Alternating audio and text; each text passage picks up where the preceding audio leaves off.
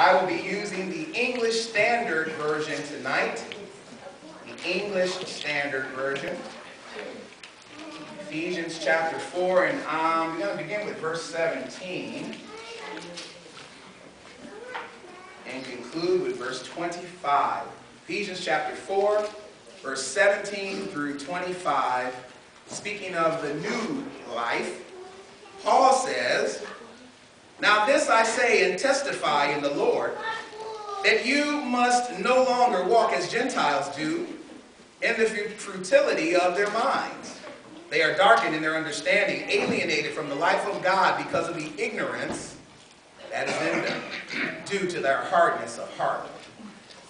They have become callous and have given themselves up to sensuality, greedy, to practice every kind of impurity.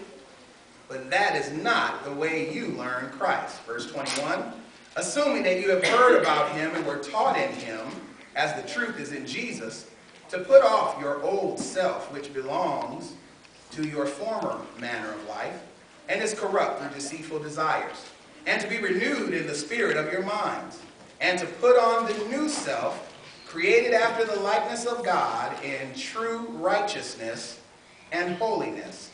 Therefore," Paul says, "having put away falsehood, let each one of you speak the truth with his neighbor, for we are members one of another." Ephesians 4, verses 17 to 25 through 25. I want us now, the song before I sing, and I'm of course going to extend the invitation because it's always a good thing to do. If you would mark hymn number 716. 716 will be the song of encouragement tonight. We'll sing that at the conclusion of the lesson.